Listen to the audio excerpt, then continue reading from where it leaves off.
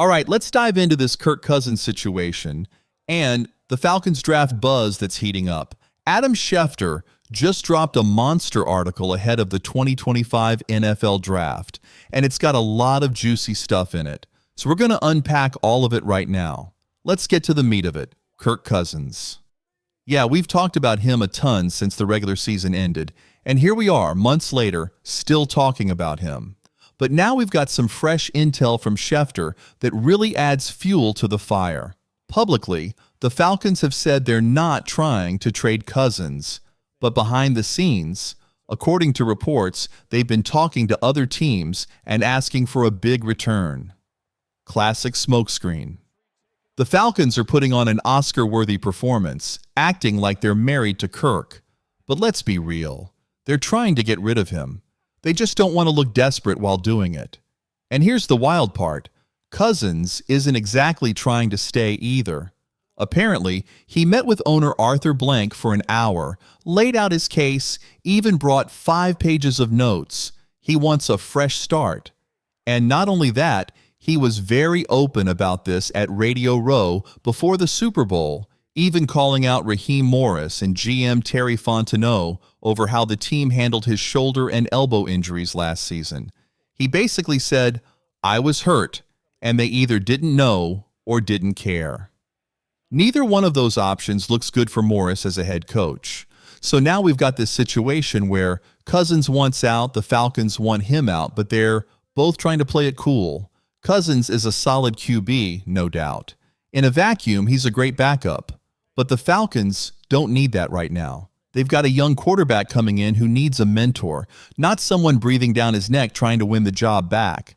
There's a time and place for a competitive backup, like when you've got a QB battle on your hands. But when you're building around a young guy, you need a vet who knows his role and is there to help, not compete. And let's be honest, that ain't Kirk Cousins. So yeah, I've said it before, and I'll keep saying it. The Falcons don't want Kirk Cousins on the roster when Week 1 rolls around.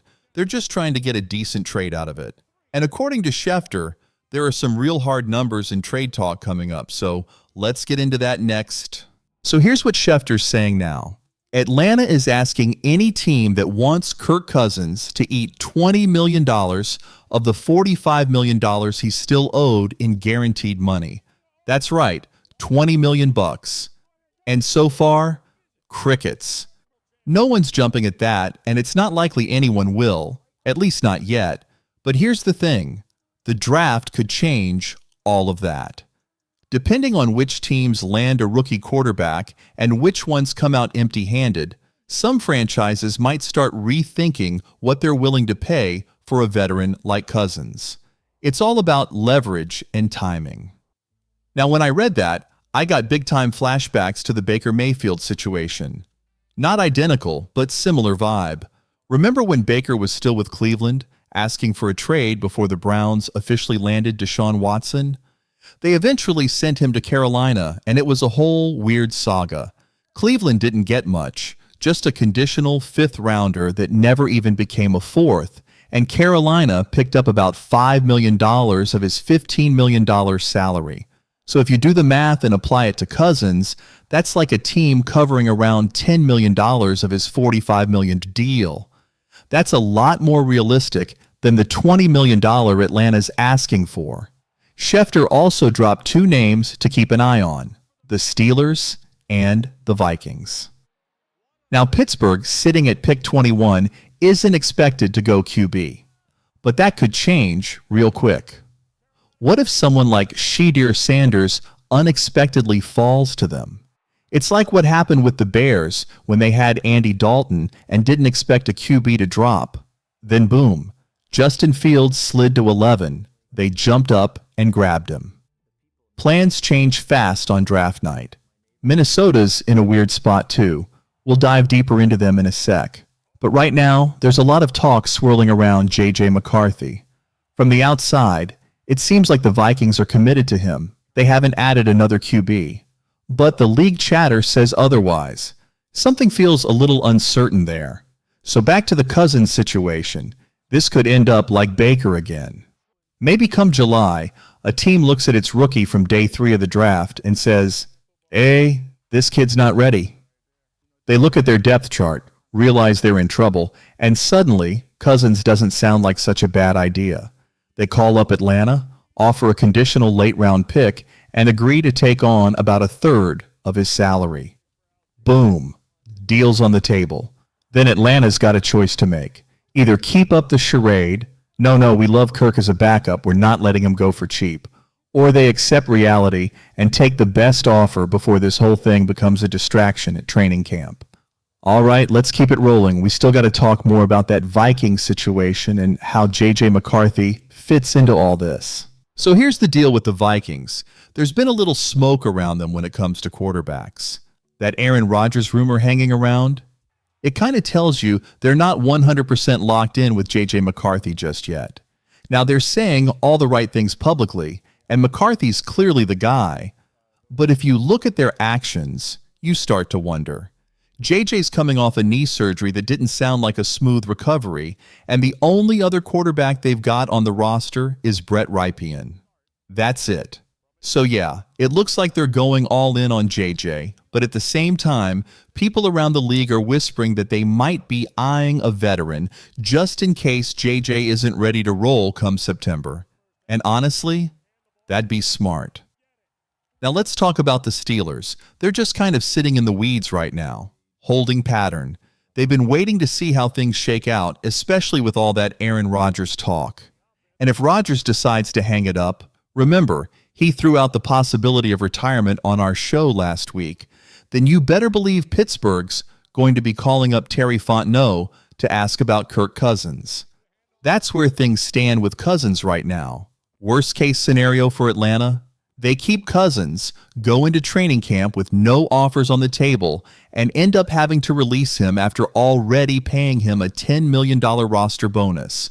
$10 million for absolutely nothing. No games, no production, just a pricey message to the league that they weren't going to give him away for cheap. Now, if this circus sticks around all season and Cousins is on the roster, breathing down Michael Penix Jr.'s neck, that's a problem. That's not what you want for your young quarterback. You don't want a veteran backup who doesn't want to be there, doesn't embrace the mentor role, and ends up becoming a distraction. That's how you end up reading some wild article next January titled "The Falcons Season from Hell," explaining why Raheem Morris got canned and how it all traces back to Cousins being the wrong fit as a backup. So yeah, this isn't just about money or one player. It's about setting the tone for your young QB and making sure you've got the right people in the building. You need a backup who's all in on the job, not a guy who's still trying to win his spot back. All right, let's get into the draft buzz coming up next. Plenty to break down there. All right, so Adam Schefter also threw out there that the Falcons might use their pick at number 15 on a pass rusher. No way! Stop the presses! Did we just hire Scooby-Doo to do investigative work? Come on. Everybody and their cousin has known since January that the Falcons are eyeing a pass rusher. That's been the move from the jump.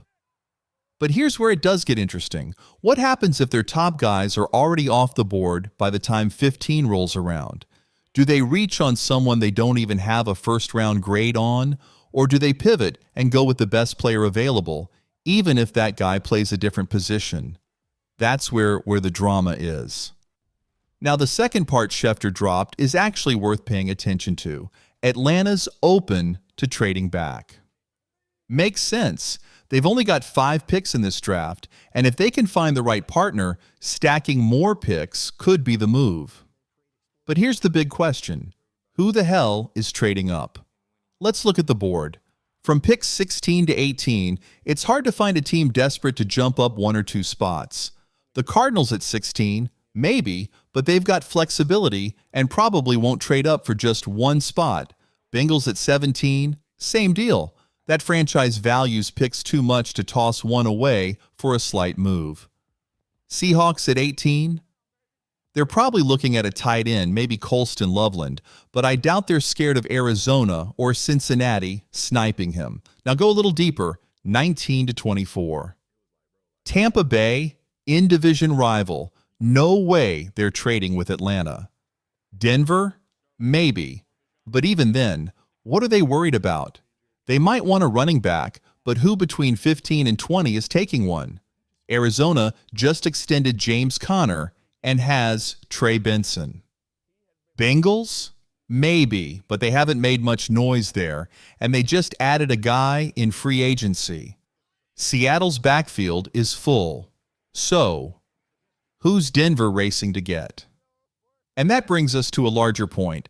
This isn't that kind of draft. You want to sound smart around your buddies? Here you go. No team is jumping up 10-plus spots in this draft. It's just not that deep of a class. The guy you get at 15 probably isn't all that different from the guy at 25. So why would a team give up a second or third round pick to move up unless they're totally in love with someone? Now, if anyone is going to get aggressive, there are two teams that make sense. First, the Texans. They've been wheeling and dealing since Nick Caserio took over. And second, the Eagles. Howie Roseman treats the draft like a poker table, and nobody made more trades last year than Philly. So yeah, Atlanta could trade back, but finding the right dance partner, that's going to be the tough part. Now look, could the Eagles jump all the way from 32 to 15? I won't say no, but I'll say very unlikely. That's a massive leap, and it's rare for a team to go that far up the board unless they're chasing a QB or a generational talent. This draft class doesn't really have a ton of those. So what's it going to cost to go from, say, pick 25 to pick 15? Let's talk numbers. This is based off the good old Jimmy Johnson trade chart. Yeah, the one that assigns point values to every single pick. The 15th pick? Worth about 1,050 points. So if you're a team trying to move up, you better stack up some assets. Now let's say your total draft capital only adds up to 900 points. You're going to have to toss in a future first rounder just to get Atlanta to listen. And even if your picks are worth more, like 1,400 points, then you might be asking the Falcons to throw in something on the back end, and they may not want to do that or have the picks to make it work. It's a dance, not an exact science, but it gives you a good idea. Take the Bills, for example. They've got 2 second-round picks. The Falcons could absolutely say, "We want both of those. We know you have them." That's the kind of leverage you get when you're holding pick 15. Now let's land this plane and talk about my top 10 draft targets for Atlanta. This isn't a mock draft. This is more like an old-school phone tree. If plan A is gone, you go to plan B. If plan B's off the board, next guy up. You get the picture. Here's how I've got it stacked. I don't expect Jalen Walker or Will Johnson to be there at 15, but if they are, you sprint to the podium. I know they're not true edge rushers, but they're just damn good football players. This defense needs talent anywhere it can get it, not just on the edge. It's not one pass rusher away from being fixed. If you can get a star linebacker or corner who'll anchor this thing for the next decade, you do it. Now, if we're talking about actual pass rushers, Mike Green is my guy. He's my top edge target for the Falcons. Dude had 17 sacks for Marshall last season. 17. That's production. His career started off rocky, got dismissed from Virginia after a sexual assault allegation. Transferred to Marshall, barely played at first, but in 2024, he exploded. 17 sacks, 23 tackles for loss, 59 pressures. Absolute menace in the backfield. He's got the motor, he's got the tools, and with a few more pounds on that frame, he could fit nicely as a 3-4 defensive end in Raheem Morris's scheme. We'll see how Morris and Jeff Ulbrich plan to use him, but man, this kid could be a problem. This whole situation kind of reminds me of last year's draft cycle. Remember all the Falcons' Dallas Turner hype? Everyone thought he was the guy. Plot twist, he wasn't. It was Laiatu Latu who really had Atlanta's attention. Dude didn't blow scouts away with elite athleticism, but he produced. He was just a damn good football player. Fast forward to this draft. If the Falcons are following a similar blueprint, Mike Green fits that mold perfectly. Maybe not the flashiest athlete, but high motor, high production, and just a disruptive dude. But if they want to swing for the fences and draft a raw athletic freak, Mykel Williams out of Georgia is the name you circle. Now, if the Bears go with Mike Green at 10, which might happen if Ashton Jeanty and Tyler Warren are off their board, then Williams could be right there for Atlanta at 15. Williams is a straight-up specimen, 6'5", 260, just 20 years old.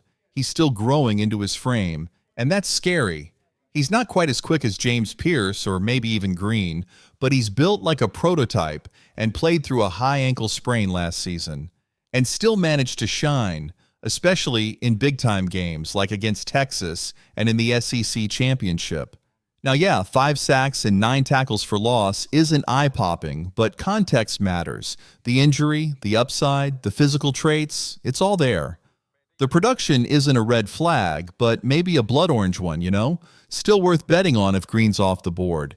At 15, you probably won't land your dream guy anyway, so you've got to be flexible. That's just the reality. And now that it's officially draft week, who do you think the Falcons are going with at 15? Drop your pick down in the comments. For me, I'm going with Mike Green. I'm hoping he's still on the board, and I think he'd be a hell of a fit in Raheem Morris's defense. All right, before we bounce, quick shout-out time. I pulled 6 names from the last video's comments section and spun the wheel. And today's commenter of the day is Dylan. I think Dylan's been here before, but hey, we're not keeping score. 2 claps for Dylan. Clap, clap. Appreciate you, brother.